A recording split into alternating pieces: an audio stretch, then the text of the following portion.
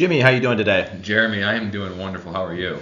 Great, great. Well, we're here again for Between Two Fiduciaries. Today we're taking on a common subject, but we're going to put some flair around it, the 401k. Right.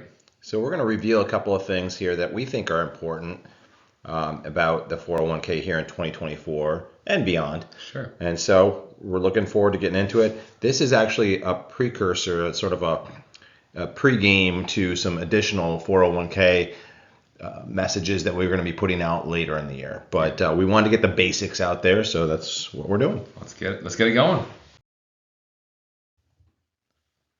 Contribution limits. Okay, so this is a little bit of a chart here that gives us an idea of what 2023 looked like and then the changes to 2024. So on 401ks, you have two sides of a coin. You have the employee side, and they get to make their contributions. Typically and traditionally, they've done those with pre-tax dollars. We're going to get into that in a minute. And then there's the employer, and they can do what's called a match. They can go above and beyond the match if they so choose. They're restricted by certain laws from the IRS. There's ERISA laws out there. Bottom line is that in 2023 that was 66,000. Now it's 69,000, so it's moving up. Right. And then the last thing in here is the 50 years old or older catch up. So that's where you get to make an additional contribution from an employee side Right. to your 401k. And I think that was brought about a number of years ago, and it's been kind of refined. But it's a way for people to quite literally catch up on their retirement planning. Right. So we know that in today's day and age, defined benefit plans or pensions are pretty much a thing of the past. Right. It used to be a lot of individuals' retirement plan was built around having a nice pension and their Social Security. However, as the defined benefit plans have become more costly to the employers, there's been a shift to these defined contribution plans, or 401k as they're more commonly known. And this is now for most folks that we're meeting with, this is going to be the bulk of their retirement income funding. So again, a lot of the terms and the numbers that we're listing here, I think are relatively understood. Folks are often conversational in these details and numbers and contributions and matches from their employers and whatnot. But for something that is very likely to make up a vast majority of an individual's retirement income stream, obviously we think it's very important that folks understand this at as high of a level as possible. Absolutely. And just diving into the numbers a little bit, we know that not everybody is capable of putting the full employee contribution amount in every year. If you can, it's typically, though not always, the best move. Yep. But what we do say to people is that oftentimes there is a match. Right. Almost all of the time. Yep. And you want to make sure that you're putting in at least that percentage of your salary that's going to get you the full match. Yeah, that literally is free money, right? And that's it's money from the employer. It doesn't show up on your W-2 wage statement. It's not taxable. It's literally free money. So it would be hard to imagine a scenario where somebody wouldn't want to be getting that free money. Absolutely. So, and take advantage of the increases and be mindful of them. It does change year over year. So what does that mean? That oftentimes means that the employee should be going in, logging into their account. If you're more of a paper and pencil employee, have a more of a paper and pencil employer, which by the way, my wife does. Yep. You might have to go to HR and have these things changed, but you want to make sure that you're keeping up with the times because it changes. Absolutely. All right, we're going to move forward. So the investment options within 401ks, no surprise here, they're pretty vanilla. They are typically bound into a much smaller number or sample size of the broader base of universe of investment options, and so they are just a small little sample of that. And they're dominated by target date funds, aren't they? Without question, yes. And then, so target date funds are relatively new, but again, I think most folks when they have looked at their 401k or their defined contribution plan, they see these options there.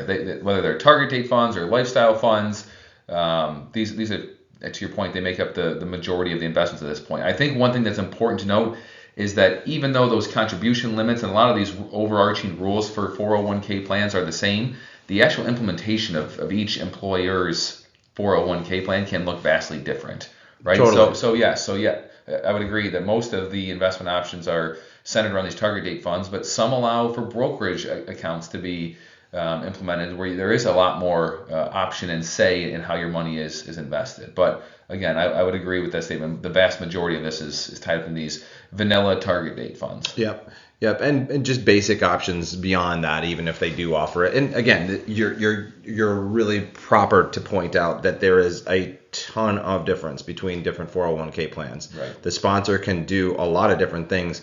It just so happens that many of them choose not to. Sure. And I think the bigger the company gets, the more basic they and kind of standardized they tend to get. There's been a lot of class action lawsuits. Microsoft and Citibank both had pretty big ones levied against them Right. in recent years.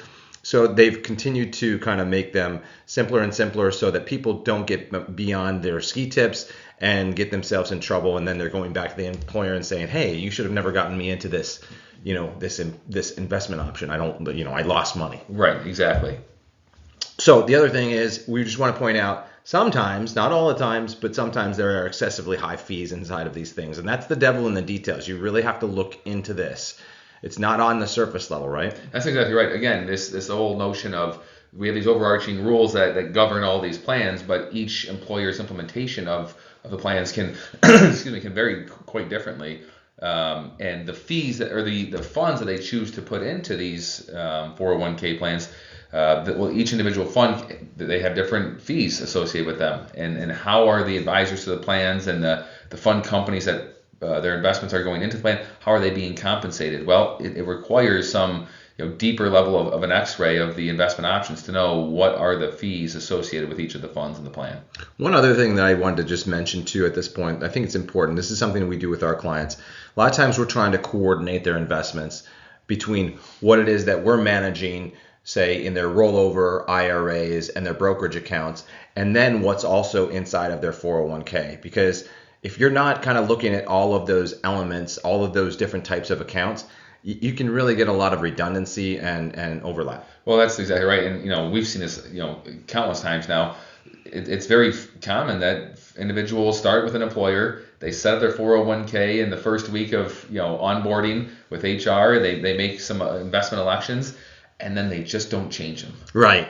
Right. And then they have these other outside investment accounts, and they're not taking those, the 401k plans into account and understanding how they're invested there. So to your point, you can get a lot of overlap and overconcentration in investment styles that maybe are not intended from the individual. Correct. And we talk about it a lot here, taxes. If you're going to be in a qualified account like these 401ks and you want an allocation to, say, some fixed income, it's a pretty good place to do it typically, right? Yeah, absolutely. Again, that's a case-by-case basis, but it's things like that you have to look at.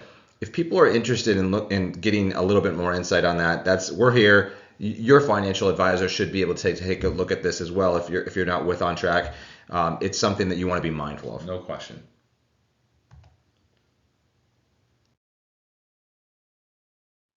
All right, so 401ks have different special features, and with the new Secure Acts that have come out, Secure Act 1.0 and 2.0, this keeps morphing and changing, and it's really kind of tough to keep up on the latest changes. Right. And then how they're being interpreted by different, entities like the IRS, for instance, or the Department of Labor, for instance, right? Right.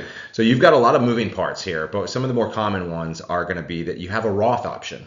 Talk to me about that. Yeah, so you had mentioned most of the money that we see in defined contribution or 401k plans are the money's invested on a pre-tax basis.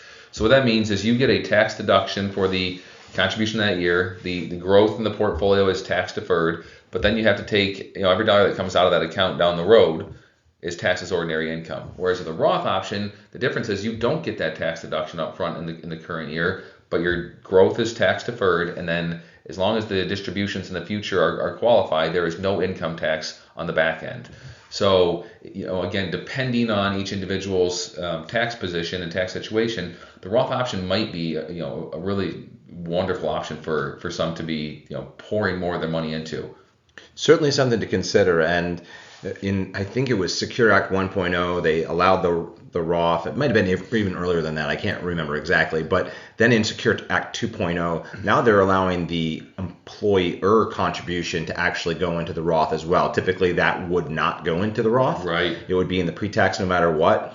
That's still an employee choice. Right. They don't have to do it. So again, lots of moving parts, lots of details underneath the surface that you want to look at. Absolutely. Number 2 here, after-tax contributions. This is something you've seen a number of times. Yeah, this is, again, going back to that comment I made a couple times, that every plan is different. Not every plan allows the after-tax contributions. But an after-tax contribution would typically come into play once you've already hit your employer contribution limit for the year. Whether you did that on a pre-tax basis or Roth is irrelevant. Once you hit your employee contribution limit, you're typically stuck. However, some plans do allow for you to continue going above and beyond your contribution limit to start pushing up against the total IRS defined contribution threshold, right? Which was, I think we saw was $69,000 for this year. Right. So for the folks that have the income and the ability to continue to save beyond their the employee contribution limit, and if the plan allows for after-tax contributions, there's a way for them to continue to put that money in after tax. And then when that money is rolled out of the plan down the road, that will go into a Roth IRA. Okay, got it. So that's interesting. It's a place that I think can be a little tricky for people because they're trying to time out how they put their contributions in. And let's say they want to max it out and they want to get $23,000 in there. Sometimes people hit that $23,000 limit, say in September or October. Right. Yeah. And for most plans, it'll kind of just shut it down. Yep. Right. But some plans are saying it may continue to allow you to put those after-tax contributions in there beyond the $23,000, and they kind of accumulate. Well, I think there's another part so that is exactly right. And the devil's always in the details. So you got to know, you need to understand your plan and the features of it. If you do have the after-tax contribution capabilities, not all the 401k websites and the interfaces make it super easy to see and understand. But in addition to that, the employer match, if you don't have the after-tax contribution and you max out in September, you might be forfeiting employer match money for that last quarter of the year. It's a great point. And I just ran into this with a client where I think that happened. And then they actually did a true up for them at a later time. But some plans don't. So again, there are so many differences in plan to plans that it's hard to talk with any specificity, but there's a lot of options in there. Right. Absolutely. And a lot of things that you got to know. Yep. I guess when you don't know, ask a professional in your HR department. Ask to get the plan document itself. Right. And that will actually reveal a lot of things to you. It's probably not something you want to read through, but your financial advisor should be able to decipher. I would agree with that. So there's loans too, right? Yeah. So loans, people ask about this quite a bit. So, some plans allow loans, some don't. Yep. And what have you seen there? Yeah, so there's IRS limits on how much you can even take in a loan. And then typically the normal scenario would be if you did have to take a loan, I would preface this with typically it's not a very well-founded idea to be taking loans from your 401k, right? You're putting that money away with the intention of it being very long-term money that should not be tapped into until retirement. But in this scenario where you have an emergency and you need to access funds, in the short term, a loan is accessible on most plans.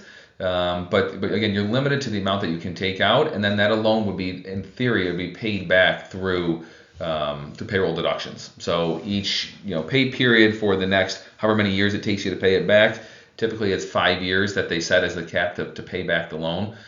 So there are loans available. They are limited in the amount that can be tapped into and then paid back through payroll deductions. And the only question I'll ask you there, and I know it's a loaded question, but do you have to pay interest? Yes, so you do. Yeah. The short answer is yes. And again, that can kind of cut both ways as far as was it a good decision or not if you actually had to. Again, having to pay back interest on the loan from the 401k is oftentimes one of those reasons why it's just not the ideal scenario to be tapping into retirement assets for a loan. Last but not least, in-service withdrawals. Yeah, so this is, again, unique to a few plans out there. There's not a ton of plans that allow these in-service withdrawals, but some employers will allow you, once you've hit the retirement age where you're able to take money out of your 401k or IRA without any IRS penalty, which is 59 and a half is age. Some companies will allow you to take all the money out of your 401k and roll it over into an IRA where you would, in theory, have more investment options available to you. Now, you still get to continue contributing to the plan in the future, but you can take your vested balance up to that point and roll it over. So get that magnifying glass out because there's a lot of details. I keep saying that, but it's so true with 401k. The devil is truly in the details. No question. But we want people to remember, because we always go back to taxes here at On Track Wealth Management. Remember that you have to pay taxes on all your non-Roth distributions. Right. So just remember that. I mean, that's a big. You got $1 million that you've saved up over a 30-year career, let's say. It's really not $1 million. Yeah, no, it's not. We say it all the time with clients, right? Like you need to figure out what's your tax rate going to be in retirement, and you're paying ordinary income tax on that, so it can add up to quite a bit more than I think what most folks are anticipating. Yep. So much more to talk about with 401ks. We'll get into more of it as the year goes on. So thank you everybody for joining us today. If you have questions, reach out to us. Anytime. We are here to help you out with this type of stuff. And that's all I have to say. Jimmy? I appreciate it. Thanks. Great time. Take care.